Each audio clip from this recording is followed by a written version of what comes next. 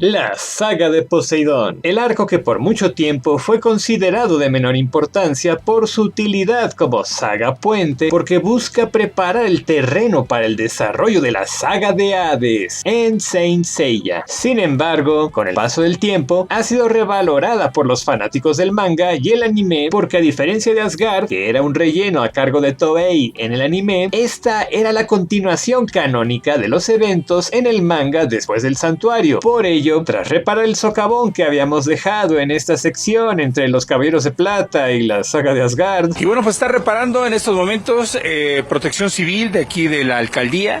Es el momento de hablar sobre la verdadera evolución del poder de Seiya y sus compañeros, tras las experiencias en combate durante la batalla de las 12 casas. Además, los hechos relatados en el arco constituyeron retos distintos a los que vimos en Asgard, porque las peleas con los generales marinos son plenamente distinguibles entre sí, ya que su desarrollo no maneja una línea específica, lo cual sí ocurre en Asgard porque las luchas tienen la misma fórmula, salvo contadas excepciones, como si fuera el pan de cada día. Me choca que la gente haga eso. Por otro lado, Toei se vio obligado a relacionar la saga de Asgard con el arco de Poseidón, por lo que la animación se convirtió en un batiburrillo tras omisiones obvias de escenas exclusivas del manga, de relleno del Caballero de Cristal con Isaac, el regreso de Sorrento a pesar de que Siegfried lo había matado y un largo etcétera. Disculpe, esto debe ser mío. Debe ser mío. Mírenlo. La humanidad. La rabia. El dolor. Sí, lo veo muy bien. Bienvenidos, magos guerreros Y otaku seguidores del anime, el manga y las novelas ligeras japonesas. Soy su anfitrión, Alistair Hyde, y me acompañan su coanfitrión, Harvey Jekyll, y nuestro invitado, Shadowhake. Saludos, magos guerreros. Si les gusta el video, no se olviden de suscribirse, tocar la campana de notificaciones, dar like, comentar y compartir. Eso nos ayuda a elegir los temas. Gracias por todo su apoyo. Es hora de entrar en aguas mansas que nos darán buena pesca para deleitarnos con los manjares del océano. Tú serás el primer sacrificado por haber iniciado esta batalla. Muere, tapón de alberca. Lo bueno. No me llames tapón de alberca, tú eres mitad pez y mitad humano, pulpo, calamar, pecesucho. Poseidón mitológico. La cultura griega de la Edad Antigua se beneficiaba mucho de la pesca marítima, por lo que Poseidón era un dios temido y respetado, incluso más que Hades, porque en días de marea azul puede bendecirte con los mejores especímenes del océano, y en los de marea roja, por puro capricho, puede hacer todo lo que esté en su poder para que te vaya mal. Por ello, no es casualidad que Julián solo fuera elegido por Poseidón para ocupar su cuerpo, porque como el único hijo del magnate del comercio marítimo más importante del mundo, representa estos dos aspectos del dios griego del mar. Sobre todo porque, como adolescente egoísta, decide inundar el mundo porque la chica que le gustaba lo rechazó. Y eso es inconcebible porque nada está fuera de su alcance. 2. El primer y último capítulo. Se nota cuando Toei quiere hacer las cosas bien y tiene presupuesto para hacerlo. Ese fue el caso del primer y último capítulos del arco, que los hizo de manera espectacular en cuanto a animación se refiere. Su calidad está solo un poco debajo de las ovas de la tetralogía clásica, por lo que verlos es una maravilla visual para la época en la que se estrenaron en la televisión japonesa. 3. Menos es más. La saga de Poseidón es el arco con menos episodios del anime, al tener solo 15. La forma en la que se desarrolló la trama demostró que menos es más, porque se emplea muy bien el tiempo y el ritmo de los hechos, ya que demuestra que conserva la atención de la audiencia eficientemente al no recurrir a recapitulaciones largas o momentos prolongados artificialmente, lo cual los haría aburridos, y ello resultó en un fabuloso experimento que mejoró la experiencia en comparación con los arcos previos. El resultado nos otorga un arco repleto de acción. 4. Kiki. Si hay un héroe sin capa en este arco, es Kiki, el alumno de Mu y aprendiz de caballero caballero según el doblaje latino. Como personaje secundario es el miembro más valioso del equipo al mostrar su apoyo a los bronceados para trasladar la armadura de un lugar a otro mientras supera los obstáculos que se le presentan, como la intervención de Tetis o la paliza que le pone Isaac. Los resultados hablan por sí mismos para que el pelirrojo se gane nuestro respeto en el anime. En el manga, sus intervenciones son más relevantes al grado de que le permiten al grupo de caballeros llegar al templo de Poseidón, lo cual se logra en el anime con una intervención de Hilda y Freya, que les muestran una entrada al templo a Shun y Seiya, para que posteriormente lo sigan los demás. 5. Shun obtiene su redención. Toei es responsable de que Shun sea un personaje tachado de caprichoso, ingenuo, débil e indeciso cuando se necesita cumplir la misión de proteger a Athena. Smithers, ¿quién es ese ignorante? Smithers, ¿quién es ese cretino? ¿Quién es ese bolonio? ¿Quién es ese sandío, estólido, pasmarote, mostrenco, tontaíno, sopenco, valiente? ¡Basta! Porque en los rellenos mágicos, el estudio de animación lo retrata como una persona codependiente de su hermano. Cada vez que una pelea se vuelve un poco complicada, como en las batallas contra Mime de Benetosh, Cid de Mizar y Bud de Algor, esta tendencia se rompe en este arco para que el caballero de Andrómeda brille tras pelear y derrotar a Eo de Sila y Sorrento de Sirena, además de derribar los pilares que custodiaban. Finalmente, se dio el lujo de perdonarle la vida a Sorrento, lo cual es coherente con la forma de pensar del personaje, a pesar de que bien pudo matarlo sin problema alguno. Aunque fue herido por caza de Illuminades, lo mismo le ocurrió a Seiya y a Yoga, pero no por eso pensamos desde ese momento que son personajes mediocres. Después de todo, esto solo demuestra que son seres humanos. 6. Iki resurge como personaje. Iki se luce en este arco en un puesto de honor al derrotar a Casa de Illuminades, sobre todo porque tras fracasar en su engaño le muestra con quién le hubiera funcionado la táctica. Aunque no derrotó a Canon de Dragón Marino, su debate lo ganó a nivel moral, al demostrar que no valía la pena que se enfrentaran entre sí. Se nota que el personaje madura si se compara su actitud en este arco con la que mostró durante la saga del santuario o en el relleno de Asgard, porque se convierte en un sujeto consistente e íntegro en lugar de voluble, porque ya no muestra los contrastes que nos hacían cuestionar su lealtad o intenciones. Al menos este aspecto lo pudo capturar Toei al hacer que en Asgard le diera lecciones de vida a sus rivales. Finalmente podemos ver a Iki como el maldito desgraciado que es, pero con su sello personal frente a sus compañeros. Como en la mañana. Sí, pero yo lo digo con gracia.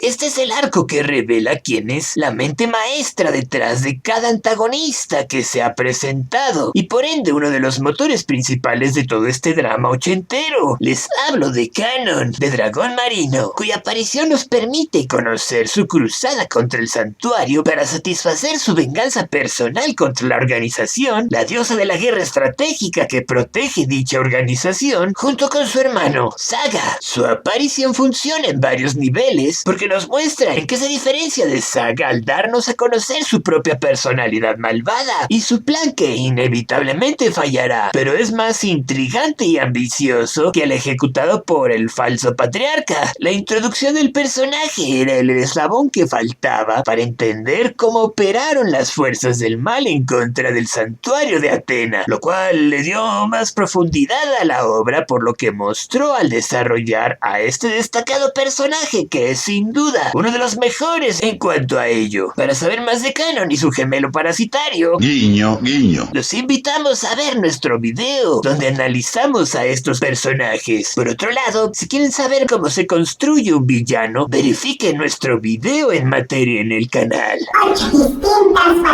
A diferencia de Asgard, donde todas las batallas seguían la misma fórmula, salvo las de Siegfried y Alberich, de forma tal que los de bronce recordaban lo que aprendieron en la pelea de las 12 casas para levantarse de nuevo, invocar el séptimo sentido, pelear y ganar. En este arco, esto ocurre en una forma distinta, porque su desarrollo no es lineal, sino que depende de las características del caballero de bronce que enfrenta al rival junto con las técnicas y poder del oponente, ya que no importa qué caballero vaya, sino qué tan efectivo es su estudio de lo que pueda hacer su oponente para triunfar o fracasar, de acuerdo al ritmo en el que se desenvuelve cada conflicto y el desarrollo de los acontecimientos en cuanto a su flujo. Por ejemplo, la pelea de Seiya con Bayan de Caballo de Mar requiere que Seiya recuerde la pelea con Misty de Lagarto, porque su técnica tiene similitudes, pero ni siquiera eso es suficiente para ganar, porque debe incrementar su fuerza hasta que su armadura se vuelve dorada, lo cual es diferente para Sean, porque requiere pensar en formas creativas de usar la cadena de su armadura para capturar e inmovilizar a las bestias de Io de Sila, por lo cual, aunque tenemos en común el hecho de que la armadura parezca dorada durante un momento de la batalla y se use un arma de la armadura de Libra para destruir el pilar en turno, lo valioso es cómo se llega a ese resultado por los conceptos que introduce cada encuentro, desde el concepto hinduista del chakra en la batalla de Krishna con Shiryu hasta la manipulación psicológica de los recuerdos del oponente de Casa de Illuminades contra Seiya, Yoga, Shun e Ikki. 9. Shaina cobra relevancia como aliado. Shaina luchó contra las marinas y el mismísimo Poseidón, demostrando valentía y determinación. Derrotó a Thetis, pero fue vencida por Poseidón sin siquiera poder tocarlo. Por ello, hay que reconocer lo valioso de su participación como personaje secundario, porque se roba la atención del espectador con facilidad. La química que se genera entre ella y los bronceados la posicionaron en el arco como el sexto miembro en el equipo de héroes asignados a esta misión. 10. El uso de las armaduras doradas. Esta saga destacó por encima de las previas al ser la primera donde vimos por primera vez a Hyuga y Shiryu vestir las armaduras de sus maestros. Esto solo volvería a ocurrir en la película de Abel y la saga de Hades. Fue un momento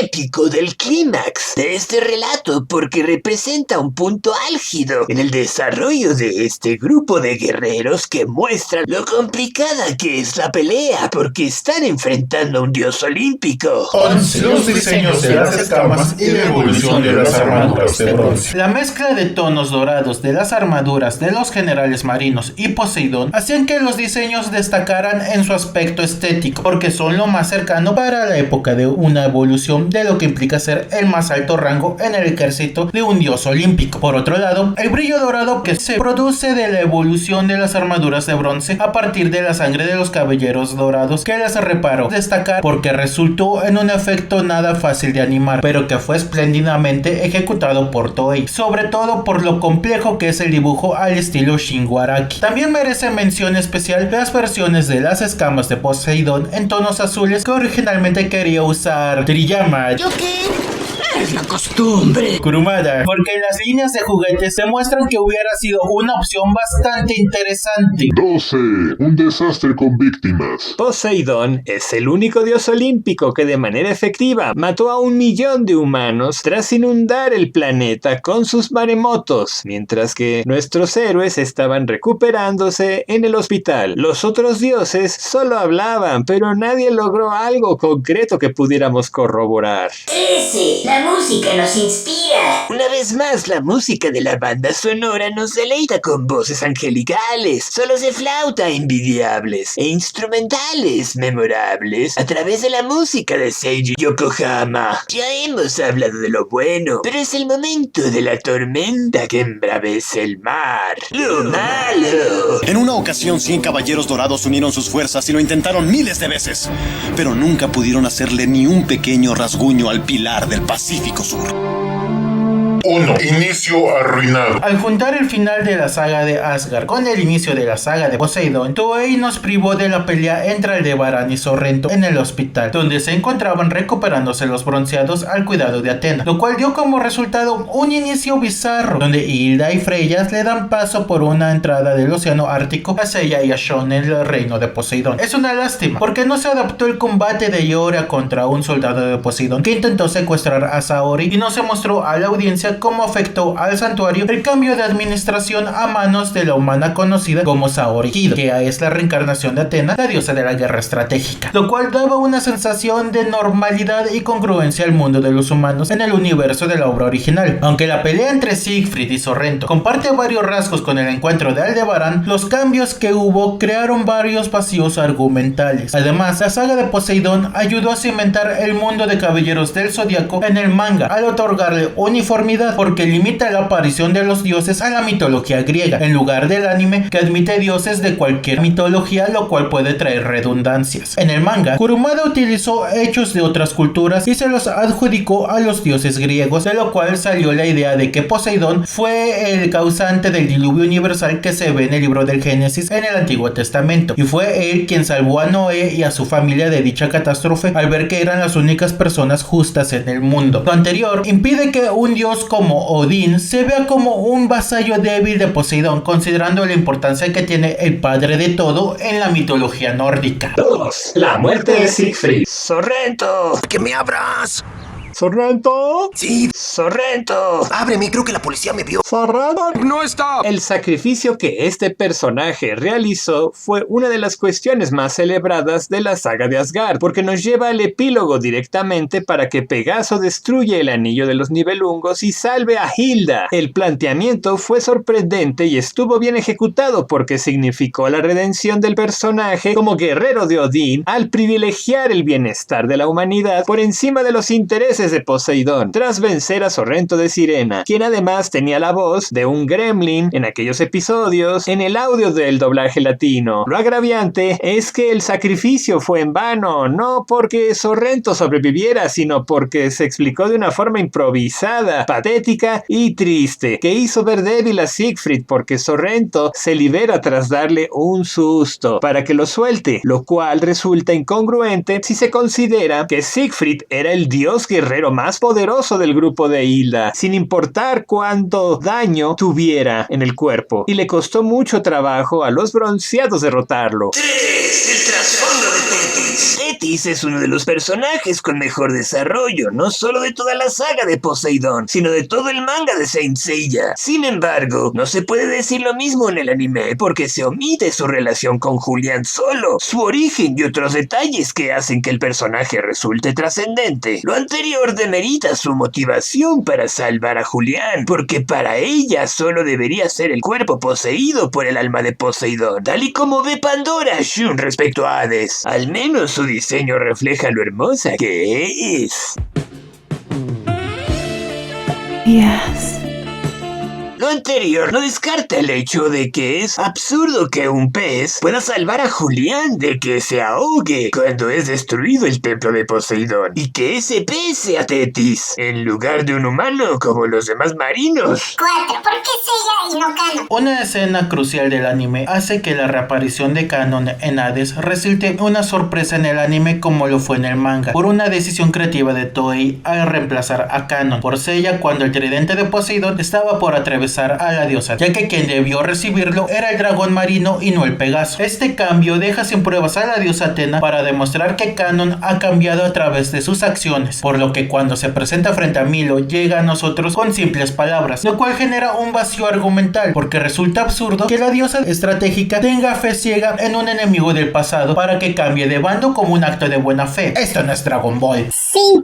¿Qué pasó con los dorados? Los caballeros dorados sobrevivientes de la batalla de las 12 casas custodiaron el santuario mientras los bronceados pelearon con los generales marinos. Este hecho plantó dudas entre los lectores del manga y la audiencia del anime, porque según Aiolia y Milo podrían acabar con los generales en 2 horas. Sin embargo, por orden de Doko, como sustituto del patriarca y líder del santuario, ellos permanecen en sus puestos para recibir el ataque de los espectros de Hades, por lo que Doko se vio obligado a confiar en los bronceados para que rescataran a Atena. Fue una apuesta muy arriesgada y obligó a los bronceados a buscar la victoria al separarse e iniciar una guerra de guerrillas. En los magos guerreros celebramos este enfoque estratégico porque es una situación donde el ejército es débil y se enfrenta a un enemigo más fuerte, por lo cual dividir las fuerzas en unidades de guerra de guerrillas puede ser una estrategia efectiva. Esta táctica permite a las fuerzas más pequeñas evadir las confrontaciones directas y debilitar gradualmente al enemigo a través de ataques sorpresivos y ataques a sus puntos puntos débiles. Por otro lado, hay quienes lo consideran una justificación débil porque si la diosa perecía a manos de Poseidón, el esfuerzo hubiera sido en vano. Pero digan ustedes qué opinan. Considero que este es un ejemplo clásico de aquello que los fanáticos desean en contraste con lo que el adaptador desea expresar. Si se contrasta con lo ocurrido en el manga, el reto que Thetis hizo a Doko, que omitió el anime, es una justificación más aceptable para enviar a los bronceados porque pudo valorar la fuerza del adversario y determinar el potencial de los protagonistas. Además, Seiya y los otros bronceados junto con Kiki estaban en China, por lo que usan el olfato del duende para perseguir a Thetis por el fondo del mar para llegar a su templo. Si consideramos que no son guiados, los dorados desde Grecia se podrían perder en el mar Mediterráneo sin encontrar el templo, perdiendo el tiempo y recursos que serían desperdiciados para cuando se iniciara la batalla contra Hades.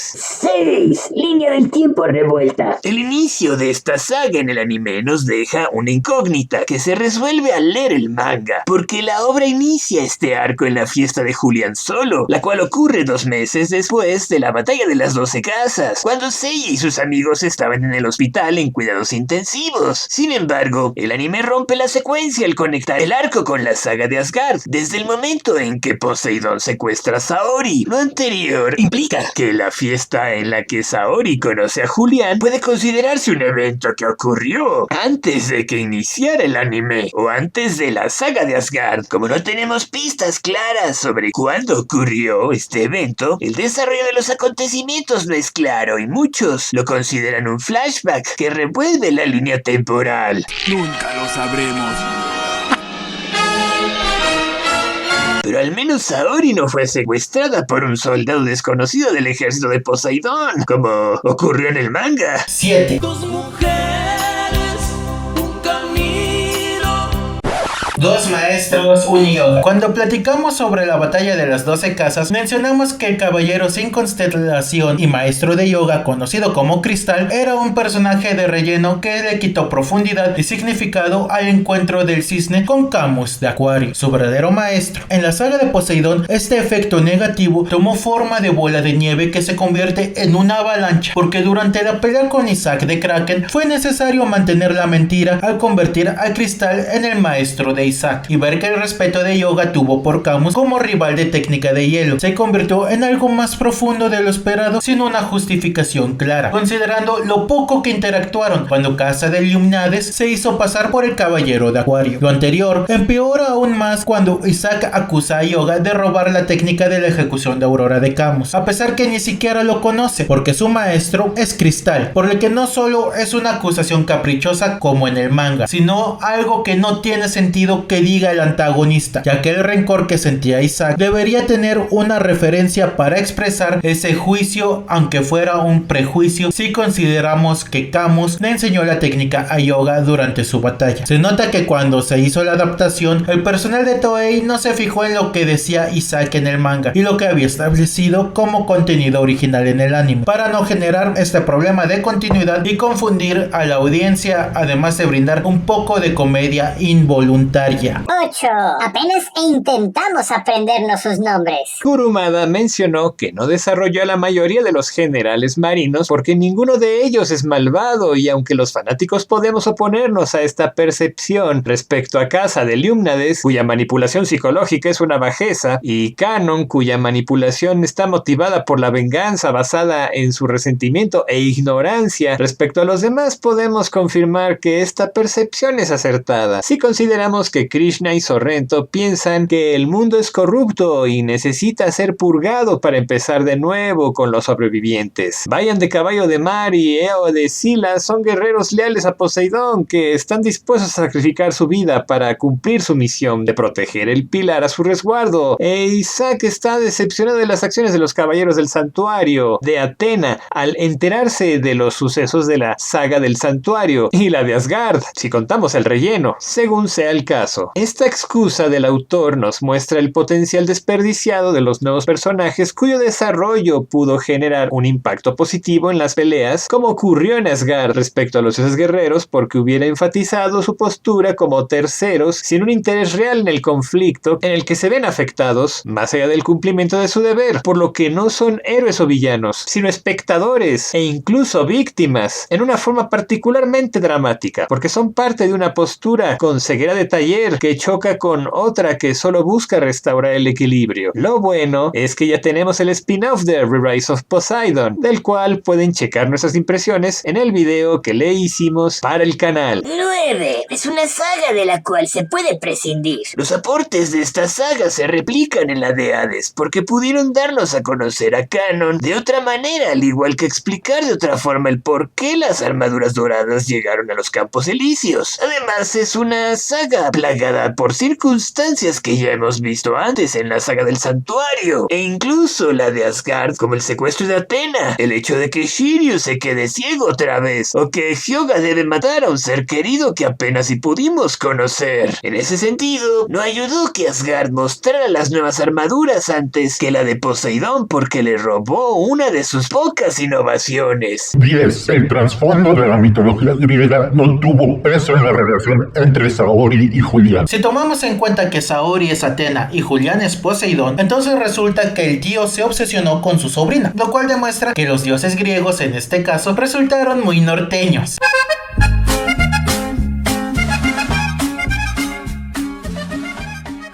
Tal vez narrativamente hubiera sido más interesante que ambos compitieran para saber quién es el dios que protege mejor a la humanidad si vemos el trasfondo de su rivalidad en la mitología. Eso solo hace más absurdo el hecho de que un dios pueda ser engañado por un mortal, pero en ese caso particular sí noto que su rivalidad con Athena desde la era del mito pesó en el estado emocional y las motivaciones de Poseidón para reaccionar de una forma tan visceral frente a las intenciones de Canon. Pasada la tormenta, entramos en un océano donde no vemos ni siquiera a dónde ir, o sea,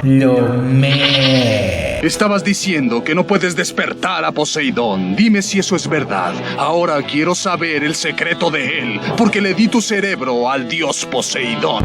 1. Caca. Es un secreto a voces, pero el nombre de casa del Yumnades fue cambiado, pues su verdadero nombre es... ¿Caca? En realidad es un código cuidadosamente organizado. Escucha con cuidado. Clientes adoran comer aquí. Para evitar confusiones y humor involuntario, le cambiaron el nombre. ¿Eso es algo bueno o malo? Depende de ustedes. Olvídalo, Mate. Eso nunca pasó. 2. ¿Casa es un lemur? Cuando Saint Seiya se adaptó a la lengua italiana, casa pasó a llamarse Lemuri, Lemures, una referencia a los espíritus de la muerte de la mitología romana del mismo nombre. 3. El Mafuba. Resulta cómico ver a Poseidón siendo derrotado por la técnica que conocimos en el manga de Dragon Ball a cargo de Akira Toriyama, cuando Athena vuelve a encerrar a su tío en la ánfora, porque este recurso también lo hemos visto con el bote de basura en Power Rangers, donde encierran a Rita Repulsa. 4. Errores de doblaje. Los errores de doblaje no pueden faltar en este conteo por todo el humor involuntario que nos proporcionan a través de sus frases sin sentido, como esa donde Poseidón se refiere a sí mismo como el protector del gran maestro y al mismo tiempo resulta que él es el supuesto gran maestro. 5. Cadáveres en construcciones. En diversas partes del mundo, sin importar la cultura o la religión, existe la creencia de que los cadáveres enterrados en los cimientos de una construcción la protegen para evitar que se derrumbe. Este principio lo usó Poseidón para ahogar a Saori, lo cual es algo bastante turbio, pero que tiene su fundamento en aquella antigua creencia.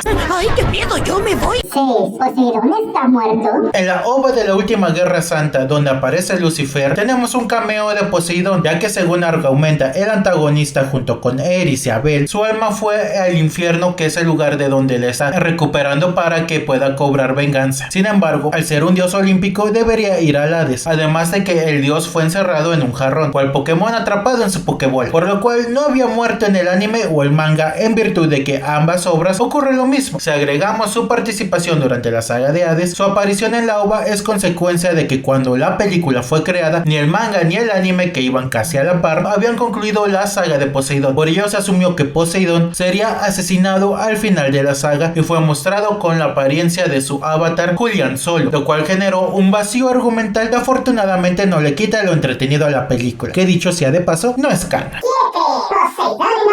Saint Seiya Omega es una continuación del anime clásico de los 80s. Mamá, dile a papá que lo cuente como es. Así fue realmente. Esta serie tenía su propio videojuego, como ocurrió con Alma de Gordo y Alma de Soldado. Saint Seiya Omega Ultimate Cosmo para la PlayStation portátil tiene una historia que se centra en el dios del mar griego, quien con el apoyo de Sorrento pretenden hacer travesuras, por lo cual Koga y sus amigos le quieren hacer frente adueñándose de las escamas de Tritón, armaduras marítimas que no están al servicio de Poseidón. Es una historia exclusiva del videojuego y no se considera canónica en la obra de Saint Seiya Omega. 8. Re-Rise of Poseidon. Un manga a manera de spin-off se hizo para darnos una experiencia que nos permita conocer mejor a los generales marinos mientras se enfrentan una amenaza, luego de ser revividos por Hades. El manga está bastante bien y tenemos impresiones sobre su contenido en el canal. Gracias, me gusta el dinero. 9. Pulpo o mantarraya con amnesia. La forma de objeto del scale de Isaac es de una mantarraya, sin embargo es el general marino de Kraken, que es simbolizado con un pulpo gigante. Además, a pesar de ser alumno de Camus, Isaac no usó la técnica de polvo de diamante, aunque tampoco es posible afirmar que no la conocía. En el juego Saint Seiya Brave Soldiers, él puede utilizarla. ¿10? ¿Canon de qué? En el manga jamás se le llamó canon de dragón marino a este personaje, a diferencia del anime. De hecho, el nombre solo se ha usado para mercadotecnia en las figuras de acción y videojuegos. 11. ¿Cómo supo Isaac quién era canon? Al final de la batalla entre Hyuga e Isaac, el general marino Peliverde le advierte a Hyuga antes de morir que se cuide de canon, pero dicho comentario resultó en un vacío argumental porque no se explicó cómo identificó al dragón marino. Afortunadamente, en Saint Seiya Destiny se revela que los dos personajes tuvieron un breve encuentro antes de que se desarrollaran los eventos de la saga de Poseidón, donde ambos saben que el otro proviene del santuario, lo cual subsana el error satisfactoriamente, al menos para los que leyeron ese manga. 12. La sangre dorada en la armadura de Andrómeda. Como se revela en la serie, las armaduras fueron reparadas con la sangre de los caballeros dorados. Es por eso que toman ese color en momentos claves de las luchas. Pero en el caso de Shon, Toei decidió que quien reviviera la armadura de Andrómeda no fuera Shaka de Virgo como ocurre en el manga, sino Aldebarán, cosa que en el futuro puede traer un problema si es que se adapta a Next Dimension, ya que la sangre de Virgo en la armadura de Andrómeda resulta vital para conectar el espíritu de Shaka con Shijima de Virgo y hacer que se reconozca a Shon como el futuro caballero de esa constelación. Eso es todo por ahora. Soy su anfitrión, Alistair Hyde, y me acompañaron en esta transmisión su coanfitrión, Harpy Jekyll. Felices pesadillas. Y el invitado... Eso es todo, mis magos guerreros. Yo soy Shadowhaken. Hasta pronto.